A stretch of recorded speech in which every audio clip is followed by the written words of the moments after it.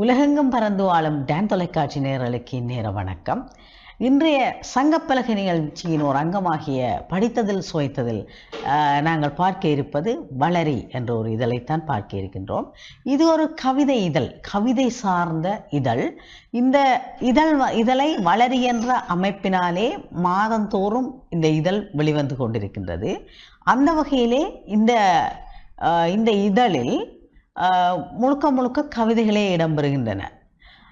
அந்த வகையிலே இப்போ கவிதை என்பது எப்படி என்று சொன்னால், மொழியினுடைய அழகியலை எடுத்து காட்டுகின்ற ஒரு அம்சம் கவிதை.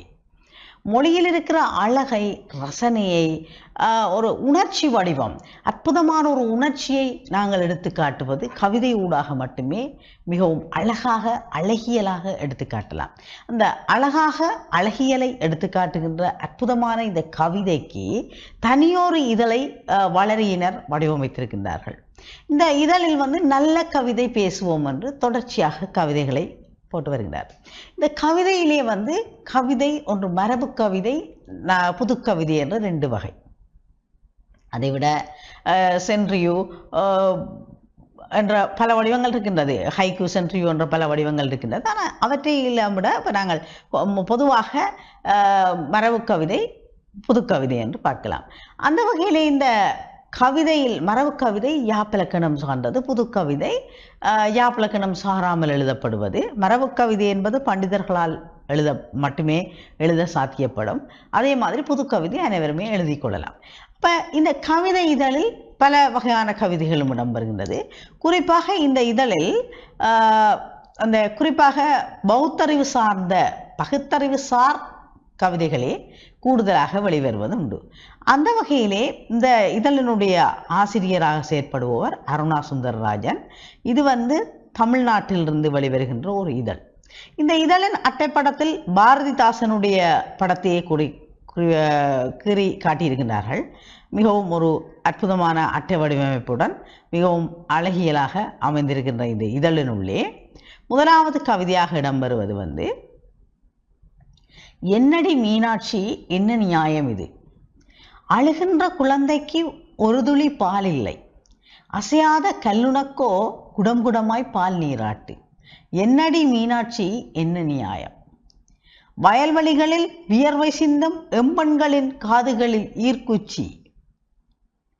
குச்சி, உழைக்காத உதவாக்கரை உனக்கோ வைரத்தோடு தங்க கிரீடம், என்னடி மீனாட்சி என்ன நியாயம் இது, அள்ளி கொடுக்க தங்கமின்றி கல்யாண வாழ்விழந்து ஏங்கி நிற்கும் எம்பெண்கள் ஆண்டுதோறும் தண்டல் பெற்று உன் திருக்கல்யாணம், என்னடி மீனாட்சி என்ன நியாயம் இது, நாளெல்லாம் கண்ணீர் வாழ்வெல்லாம் வறுமை, நாளெல்லாம் கண்ணீர் வாழ்வெல்லாம் வறுமை, ஒருவேளை உணவின்றி அல்லலுறும் அம்மக்கள், உனக்கோ ஆறுகால பூசை அரசுவை படையல், என்னடி மீனாட்சி என்ன நியாயம் இது.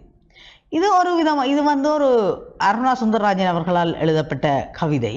இந்த கவிதையில் ஊடாக எங்களுடைய சமுதாயத்தில் புரியோடி போயிருக்கின்ற வறுமை, இந்த சீதன பிரச்சனை, இப்போ சீதனம் இல்லாமல் பெண்கள் திருமணம் செய்யாமல் இருக்கின்ற நிலை, அதோட எங்களுடைய அத்தியாவசிய உணவான சோறு, அந்த சோறை உருவாக்கி தருகின்ற அந்த வயல்வெளிகள் வேலை செய்கிற பெண்கள் ஒரு தங்கத்தோடு வாங்கிறதுக்கு முடியாதவர்களாக இருக்கின்றார்கள். அதற்கான காரணம் என்ன என்று சொன்னால், எங்களுடைய நாங்கள் அத்தியாவசியமான உணவுப் பொருள் அரிசி உற்பத்தி செய்கின்றவர்களுக்கு முக்கியத்துவம் கொடுக்காமை, அவர்களுக்கான கூலி குறைவு போன்றவற்றின் காரணமாக அவர்கள் ஒரு தங்கத்தோடு வாங்க முடியாமல் ஈர்க்கு குச்சியை செருவி இருக்கிறார்கள். அதே மாதிரி ஆனால் இதெல்லாம் நடந்து கொண்டிருக்கையில் நீ மட்டும் வைரத்தோடு தங்க கிரீடமெல்லாம் அணைஞ்சிருக்கிறாயே, இது நியாயமானு சொல்லி மீனாட்சியிடம் கேட்கிறார். அது மாதிரி அள்ளி கொடுக்க தங்கம் இல்லாமல் கல்யாண வாழ்க்கைக்கு ஏங்கி முதிர்கன்னிகளாக பெண்கள் இருக்கையில் ஆண்டுதோறும் தண்டல் பெற்று சிலை உனக்கு திருக்கல்யாணம் செய்கிறார்களே என்று சொல்லி கேட்கிறார். அதே மாதிரி நாளெல்லாம் கண்ணீரோட வாழ்வெல்லாம் வறுமையோட ஒருவேளை உணவின்றி அல்லலுறும் அம்மக்கள் உனக்கோ ஆறுகால பூஜை. அப்ப கடவுளே இதெல்லாம் நியாயமா? அந்த மீனாட்சி என்ற தெய்வத்தை நோக்கி இவர் கேட்கிறார், இதெல்லாம் நியாயமா? இது எந்த வகையிலே நியாயமாகும் என்று சொல்லி கேட்கிறார். இதற்கு ஊடாக ஒன்று இவர் சமுதாயத்தின் மீது கொண்டிருக்கின்ற அக்கறை தெரிகின்றது. அதே நேரம் இவர் ஒரு பகுத்தறிவுவாதி என்பதும் எங்களுக்கு புலப்படுகிறது. இறைவனை இதை தாண்டு வேண்டாமல் இப்படியெல்லாம் சமுதாயத்தில் நடந்துக்குதே, இதெல்லாம் நியாயமா? இதையெல்லாம் நீ பார்த்து கொண்டிருக்கிறாயே, இது நியாயமா? உனக்கு தகுமான்னு சொல்லி இறைவனை கேள்வி கேட்கிற பாணியில கேள்வி முறை உத்தி ஊடாக புது கவிதையாக இந்த கவிதையை தந்திருக்கின்றார். ஒரு மிகவும் கருத்தாளம் பொதிந்த ஒரு கவிதையாக சிறப்பாக இருக்கின்றது. அதே மாதிரி அடுத்த பக்கத்தில் அமைந்த ஒரு கவிதை காடுகளின் ஒப்பாரி. மோவண்ணா கேமலதா என்றவரால் எழுதப்பட்ட கவிதை இதில் இடம்பெற்றிருக்கின்றது. நீர் சுமக்கும் மன்மத கார் மேக கூட்டங்கள், நீர் சுமக்கும் மன்மத கார்மேக கூட்டங்கள் தொடுக்கும் மலை அம்புகள் நிலமகள் மடியிறங்கி விதைகளுக்கு நீர் சேர்க்க.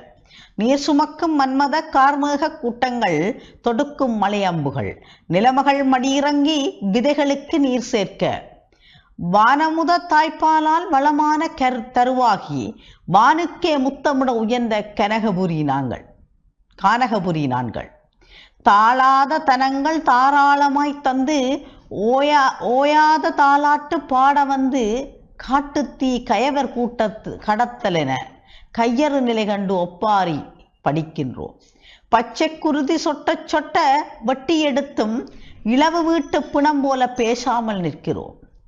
பால்மணம் மரணம் என முச்சடங்கு மனிதனுக்கு அழிவென்று ஒரே ஒரு அபாய சங்கு எங்களுக்கு. முப்போக விளைச்சலுக்கிட்ட முத்துமணியெல்லாம் வாக்கரிசியானது. இட்ட எரியெல்லாம் காட்டுத்தீ தகனத்துக்கு எருவரட்டியாய் போனது. நாடாளும் மன்னனே கோவணமின்றி சிதைபோக காடாளும் நாங்களோ தாய்ப்பால் ஊற்றிய வானம். கடைசி பால் ஊற்றிட வெட்டும் மின்னல் ஒளியும் இடி பறை ஒளியும் கேட்டெழுகின்ற செந்நாவோடு ஆடும் தீநாகங்கள் தீண்டலால் கெனசெல்வங்களோடு சிதைபோகிறோம். இனியும் மீளுருவாக்கம் நிகழ்ந்திடுமோ? ஒப்பாரில்லை எங்களுக்கென்று மீண்டும் உயிர்காடு உருவாகிடுமோ? இது காடுகளின் ஒப்பாரி. உண்மையிலே ஒரு நாங்கள் ஒரு தகிக்கும் கொடிய வெப்பத்தால் பாதிக்கப்பட்டிருக்கிறோம் என்று சொன்னால் அதற்கான பிரதானமான காரணம் காடழிப்பு தான். காடு இல்லை என்று சொன்னால் ஆவியாக்க ஆவியுயிர்ப்பு நடைபெறாது. ஆவியாக்க ஆவியுயிர்ப்பு இல்லை என்று சொன்னால் மழை வராது, அந்த சுழற்சி இடம்பெறாது. என சூரிய வெயிலால் மரங்களிலிருந்து நீர் ஆவியாகி போவதும் அந்த ஆவி மேலே சென்று முகிலாகுவதும் அந்த முகிலே இருந்து மழை வருவதும் மீண்டும் அதை மரமாக துறிஞ்சுவதும் மீண்டும் அது ஒரு வட்ட செயற்பாடாக இடம்பெற்று கொண்டிருக்கும். அந்த வட்ட செயற்பாடு அற்றுப்போவதற்கு காடழிப்பு பிரதானமான காரணம். இந்த கவிதையிலே அவர் அற்புதமாக சொல்லியிருக்கிறார். நீர் சுமக்கும் மன்மத கார்மேக கூட்டங்கள். அந்த மேக கூட்டத்தை அப்படி சொல்லிக்கிறாண்டால் நீர் சுமக்கும் மன்மத கார்மேக கூட்டங்கள், கரிய மேக கூட்டம் மன்மதனை போல இருக்கிறதா. தொடுக்கும் மலை அம்புகள், அந்த மன்மதன் தொடுக்கிற மலை அம்புகள் நிலமகள் மடி இறங்கி விதைகளுக்கு நீர் சேர்க்க. அப்ப அது நிலமகள் எங்களோட பூமி தாயினுடைய மடியில இறங்கி விதைகளுக்கு நீர் சேர்க்க. வானமுத தாய்ப்பாலால் வளமான தருவாகி வானுக்கே முத்தமிட உயர்ந்த கானகபுரி நாங்கள். அப்ப எங்கள் தாய்ப்பாலை குடிச்சு அந்த மேகத்திலிருந்து வருகின்ற அந்த நீரில் வருகின்ற அந்த தாய்ப்பால், அந்த நீரை தாய்ப்பாலாக சொல்லியிருக்கிறார்.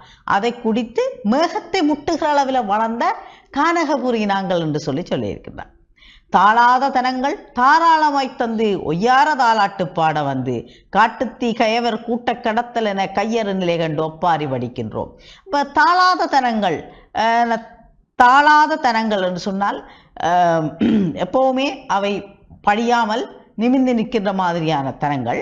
தாராளமாய் தந்த ஒய்யார தாளாட்டு படம். ஒரு குழந்தைக்கு தாய் தன்னுடைய தாய்ப்பாலை கொடுப்பது போல, எப்பவுமே அது வற்றாமல் கொடுத்து கொண்டிருப்பது போல எங்களுடைய இந்த சமுதாயத்துக்கும் இந்த காடானது ஒரு தாளாத தனம் போல இயங்குகிறது என்று சொல்றார்.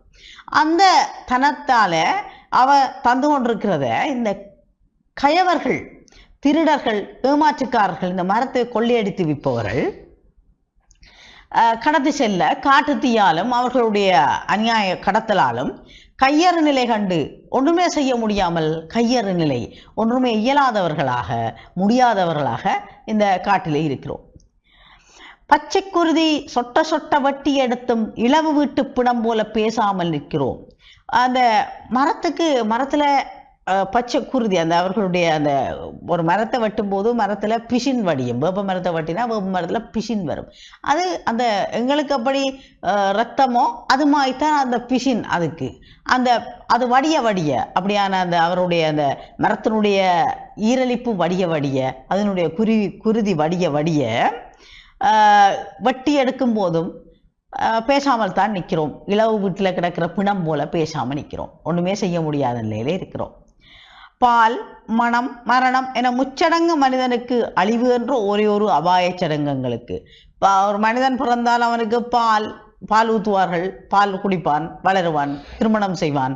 மரணம் அவனுக்கு முச்சடங்கு. ஆனால் மரங்களாகிய எங்களுக்கு ஒரு சடங்கு தான். அப்படின்னு சொன்னால் முட்டாக அழிவுதான்.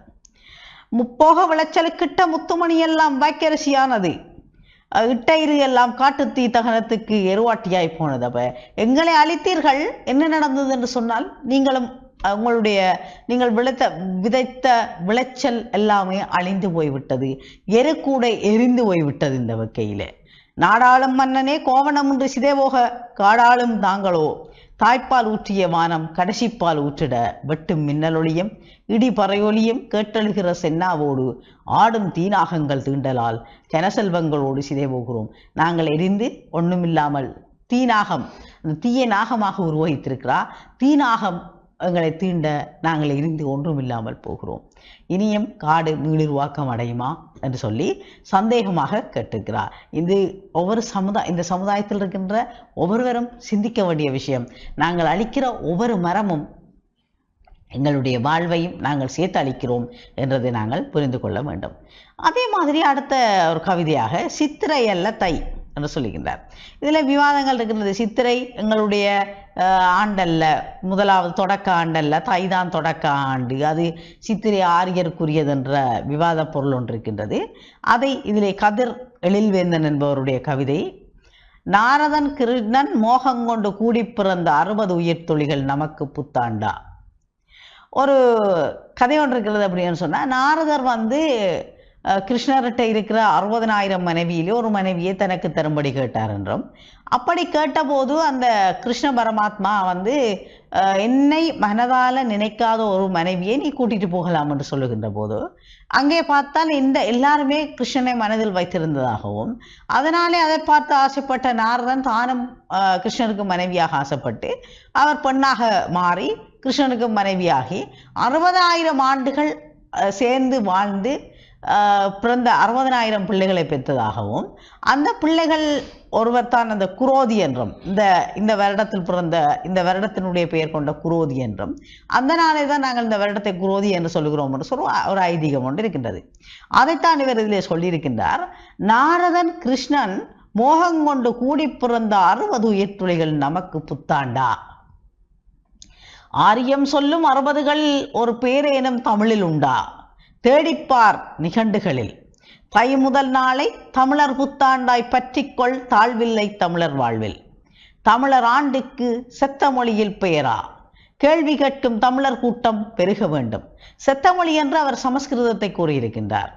சித்திரை அல்ல நமக்கு புத்தாண்டனும் சித்திரை மலர வேண்டும், சிந்தனை மலர வேண்டும் என்று சொல்லியிருக்கின்றார்.